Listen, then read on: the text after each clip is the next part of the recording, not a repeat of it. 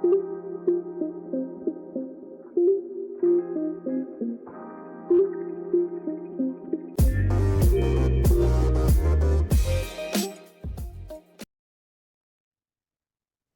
and welcome to another episode of the 60Go podcast. My name's Tom Campbell. Great to have your company. Sieves, let's start with the good for the weekend. What impressed you over the weekend? Oh, mate, there was a number of good performances after a few weeks of some blowouts. It was good to see some tight games. I thought the Roosters were impressive, but to be fair, it's one of those games where Broncos were poor. They had injuries and they weren't good at all. But again, Roosters did the job and got it done. So that was yeah, that was one of the best things I thought from the weekend to see the Roosters perform and do what we think they can do. Like, what everyone thinks that they can do. So that was certainly good. Parramatta not losing a game because they had the bye. That was always going to be a positive for myself, which I was very happy with. I thought the Raiders Manly game, the Raiders performance was excellent. The first 30 minutes from Manly were, how we've come to expect Manly to play this year, and the second half was pretty ordinary. So I expect that Manly will bounce back this week. And the Dolphins Cowboys game last weekend, it was one of the best worst games of and I think you know what I'm talking about. Like, in my mind, neither of those teams they're not going to do any damage in the competition. Wouldn't shock me if both of them actually missed the eight. However, it was an exciting game of footy. Just on that Dolphins Cowboys game, Cowboys coming out of the blocks really fast. They scored a couple of quick tries early, and you got the feeling of, oh, okay, the Dolphins been up for a little while here. They've put together a few wins in a row, and this might just be a bit of a letdown game.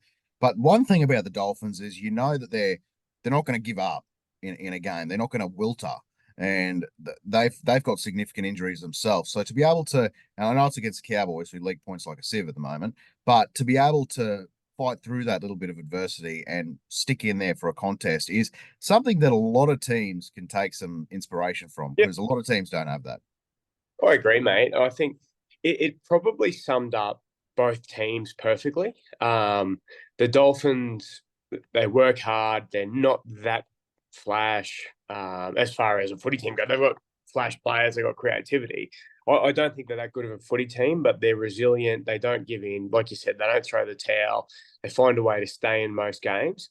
And the Cowboys, gee, I don't know, mate. I've been talking about this for 18 months, and it's something that I think a lot of people think that I'm a little bit biased or uneducated with this opinion, but I just don't think the Cowboys are a good footy side. For me now, we're in year 4 of Todd Payten's reign up there, and the year they made the top 4, that's the outlier. Every other year is this. So this isn't a shock. Like, I don't know why people on our Fox and Channel 9 footy shows are carrying on like, oh, they'll turn the corner, they'll come good. Prove to me that they're good. They did it once. If you look at that year that they were good as the fluke rather than this year as the fluke, then everything makes a lot of sense. Because But it's last year, and it was the year before the top 4. So that's right. it's And that's why I'm always a little bit skeptical of teams that have multiple players in their squad have career years at the same time. And that's what they got a couple of years ago. It's what the Warriors had last year. The Warriors are going through a bit of trouble at the moment. yeah. Let's talk about that game. The Knights have really found a way to defend well and work their ass off in the losing of Kalen Ponga to be able to stay in these games and win a couple. That can only do confidence for them going forward. But the Warriors, my God, they are so poor. The fact they can only put 8 points on a Newcastle team is dreadful. Yeah, man, I think the Warriors are in trouble. I said it at the start of the year. I got nervous. A month into the season, I changed my opinion and said, no, the Warriors are good. They're a top 4 side. I should have stuck strong. The Warriors won't make the 8. It was so much like you said, the Cowboys year from a couple of years ago where everyone had career years. I think Sean Johnson, the shame of it is for him, he's as good this year as what he was last year. It's the other blokes around him that aren't performing the way that they did previously. For Noah Blake, definitely, undeniable best or second best prop in the comp, and he's playing like it. Outside of that, tell me one player that's playing as good as they did the year before. Well, one person who's playing great, he wasn't there last year though, is Roger Tuivasa-Sheck. Yes, Do you think the move has to happen for him to yeah, go to fullback? of course it does. I again, I think we spoke about this in our preseason chat around the different clubs. And I thought he'd be, I think by round 7 or 8, I think at the latest. So it might have even been earlier. I thought that he'd be back at fullback. Um, it can't be far away. I mean, Chance, he's an NRL player. He's in that 17, whether he's in the centres or on the wing. Um, Roger Tuivasa-Sheck has to go back to fullback. Dylan Watene-Zelezniak for me is the poster boy for all of a sudden someone has a career year and then they're back to the way they were. We got to remember last year he was so good. Everyone got excited. Everyone got carried away with the curly mullet, the coming to America Soglo style with the flowing out the back. And he was scoring tries. He was making meters. Well, now he's back to the Dylan Watene-Zelezniak that got moved on from Penrith and Bulldogs, making Yep. mistakes. Arizona's as strong. So I don't know if they've got another centre in the club. If they did, I'd be considering Chance on the wing because you're not going to lose the meter eater value that he brings on the wing. He's still going to have that. Yeah, absolutely. That's a fair point. The other point about Newcastle I just want to make is I feel like the burden of no Ponga has really been picked up by their centers. Gagai and Best are doing a phenomenal job at creating opportunities on the edges, and they're really to me the key of creating points for them because it's not going to come from the halves at the moment because they're not the most creative of halves. Let's be honest. So early ball of the centers is the key. Oh, for sure, mate. I think they Best is a star. He's obviously he proved himself in Origin last year. Gagai is a seasoned professional. Why not get him early pill? Let him go. They're two most dangerous players at the moment, outside of Pierce Paul because he is a stud. Um, they just need to get those blokes early ball, play off the back of it. Pierce Paul's going to create things. He's going to get the arm free, break the defensive line with his offloads because they come so late. And then, I think they hit those edges. But for mine, I struggle to see too many teams outside of the current 8 that are going to be good enough to force their way into the 8. I believe that the Dolphins won't hang on. Could be wrong. Outside of that, I'm struggling to see who will fall away and who'll come back in. Like the Dogs to me now have proven themselves that they're not a bad footy side. They're going to beat most of the teams they should. Every now and again, they're going to upset one of the better teams, and they're not getting blown away. So, I think the Dogs could do enough to make the 8, and the other sides, excluding Dolphins, they're good footy sides. They're going to win the games that they should. Broncos is the watch because they need to win half their games without Reynolds. If they don't win half their games without Reynolds, then there's going to be strife because you leave yourself way too much to do at the back end of the season, and it's really tough to obviously. Well, no one's ever won the comp outside the top 4. So The, this next month, 6 weeks for Brisbane. the trick for Brisbane as well is, and we've spoken about this. This is why Penrith, sorry, not Penrith. This is why Parramatta just weren't able to get into the season at all last year. It's why the Cowboys weren't. The fact that Brisbane's only 5 from 9, it's not like they're 8-1. It's not like they got No, off to a flyer and they've got these wins in the bank. yeah, no, that's exactly right. And you know what? They should be, even without the blokes, the way Para's playing, they should beat Para Hmm. this weekend, Friday night. But are you 100% confident that they will? Oh, I'm pretty confident. I'm pretty Yeah. confident. Well, I just think that it's going to be a close game. Realistically, Broncos should have a little bit too much class still with Reece Walsh at the back end of the game. it's an interesting game. It's an interesting game for Brizzy because Parramatta are desperate. They're out Gutherson. They're without Moses. This is when that forward pack of theirs, which man for man, isn't too dissimilar because Brisbane's forward pack is intact. If they can match them, um, Para are a chance. Being at CommBank Stadium, you know, again, like Para's done the last month, though, they could be a chance. They could be in it, and then with 20 to go, the wheels fall off, and Brisbane put a train through them. Well, I think the outside backs for Brisbane might torch Parramatta Corey out, Oates. out wide. I know, I'm pretty confident we're not too concerned about the with with Well, let's talk about Mariner because there's been a few text messages floating around Mariner, and he's got pure speed. But again, do you trust him under a high ball? I, Do you I'm trust? I'm not sure. Well, I don't think he's first grade standard, and I'm sorry. Like if he wasn't quick, the amount of opportunities he blows for the Broncos is astonishing. Like he twice in the past 3 weeks, he's dropped the ball over the line. Like, and just he's been unmarked.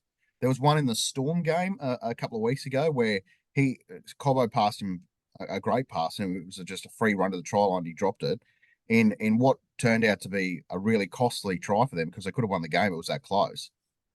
And then there was one last week who they versed maybe the Roosters or the week before, but he just Yeah. blows these clear and obvious chances. I struggle to see how someone's not pushing the door down there at Brisbane for that spot. Well, I think the only way that it happens is if they find if they've got another centre there and Cobbo moves back out to the wing. I mean, Arthur's has gone now for I suppose 6-8 weeks with his broken jaw. Uh, Um, yeah, what, I don't know, mate. And again, they got Josh Rogers, who's making his debut at 28 or 29 in the halves. So, yes, he's going to be an experienced guy. He's played a hell of a lot of Queensland Cup, but there's a big difference between NRL and Queensland Cup. I get that, but I don't think a lot's expected of him, to be honest. Like kick well, No, tackle well, and then that's it. yeah, but who gets him out of trouble when? So Ezra Mam and Reece Walsh, in particular, Reece Walsh, superstar stud, like unbelievable how good he is. Mam, he's got that blistering, your butt clenches up speed that every time he's got the footy, he could go through, create a break. However, both of those guys have got serious errors in them. So it's either on or it's off. And they don't care. That's why it makes them so good. They don't give a rat's ass whether they throw the ball into the first row, drop the ball, chip chase, and it doesn't come off. They're going to do it again and again and again. And that's what makes them the stars that they are. But this weekend and moving forward, they don't have Adam Reynolds to kick him out of trouble, kick to a corner, terrorise someone with torpedo bombs when the flashy plays aren't working. So if the flashy plays are working, they'll beat Para by 50. And it'll be the worst Friday night of my year. I, But do you understand where I'm coming from? The I do. amount of time, 18 months, that Reynolds has corrected the ship, kicked him to a corner, torpedo bombed someone's life out of them, and then Broncos are back on top. They got momentum, and their forward pack is too big and strong. I get that and I agree, but that's where the development's going to have to come from over the next 2-3 months by these guys. Like they're going to have to develop those traits to be able to help the Broncos when they're because obviously when everything's clicking, everyone's firing trick plays, it's all good. But when you're in the grind against a Storm, a Penrith, the Roosters, then it's time to go to work. And that's the development. It's going to be really good to see. I Right. think it's going to be really good to And see. I think over this next 12 weeks, they're going to win plenty of games. They'll belt some teams, but I don't think they'll beat the elite, the top two or three. And teams that have no right to beat them over this period will knock them off every now and again. That's probably true. The game I'm looking forward to in a few weeks, I'll be at Cronulla in Brisbane. In Brisbane, that's gonna be a really good game. The I just want to talk on Manly very quickly before we talk about who our upset of the week is. Manly were horrendous in the second half, and their second halves at the moment, like it's almost like they're running out of gas at about the 70-minute mark. It's like they need to just find 10 more minutes of football in them. And it's happened a couple of times this season. Yeah, But oh, my God, and this is the difference too. We spoke about at the start of the year that Canberra wouldn't win the spoon because Ricky is just a fucking lunatic. yeah, Then this is one of those performances where an unexperienced coach doesn't get this result out of a team. yeah. Elliot Whitehead was a lead as well. Like he was repaying the team for the 6 weeks, 2 months he's missed. Because he is Elliot Whitehead is a star. So between his will to win, Ricky Stewart's lunatic approach to life. Yeah, like you said, Raiders were always going to get up after getting hammered the week before. It was a danger game for Manly. I I think Manly's issue in a couple of these games where they've fallen over is actually Cherry Evans not taking the game by the scruff of the throat, like your captain and halfback should, and finishing it off. So for me, when things have when things fall over, so again, I look at any level of footy. When you're under the pump, I just spoke about it with Adam Reynolds. When Brisbane are struggling, when shit's starting to unravel, what does he do? He takes control, he kicks to a corner, he makes sure that they're completing their sets, they get back in the grind. When a couple of these games where things have started to go awry for Manly, I've just felt that Cherry Evans hasn't taken ownership. Like in the second half on the weekend, um, scruff of the throat, grab it, kick it to a corner, lead the kick chase, 10 minutes, settle everything down, and Manly would have gone on to win that. Yeah, fair call. Fair call. Let's move on to this weekend. Who's your upset of the week for me? Oh, mate, people, I can't wait for people to message you on Twitter about this one. Parramatta will beat Brisbane at CommBank on Friday night. There's my upset of the week. Fair enough. I'm gonna go the And I'll, Titans to beat. and I'll even put my own hard earned on it. I'm gonna go the Titans to beat the Cowboys. I think Titans are trending in the Is that, right direction. is It that an is an upset up. though? Technically, it's an upset. I think Titans are trending in the right direction. They're playing Yeah. a hell of a lot Yeah, better than going. they were at the start of the year. And AJ Brimson, he's a star. He, I'll tell you what though, it'll be a bit deflating if Dave Fafita signs with Penrith today. That'll be a bit deflating for them over the course of the week. But anyway, I think they're still good enough to get the job done. wait, Penrith will get a fair bit out of Fafita, I would have thought. That's a scary prospect. I'm actually excited for it because as a Queenslander, it should turn him into the best player in the game. Well, I think the last 12, 18 months, his work ethic's changed as well. Like he's a really hard worker. So if he can find the balance between saving himself for these explosive moments of brilliance and keeping that work ethic running off Nathan Cleary, I think he could be really, really dangerous. Absolutely. And I look forward to our Saturday morning or Friday night DMs from the public. This has been the 60 Go podcast, and that is full time.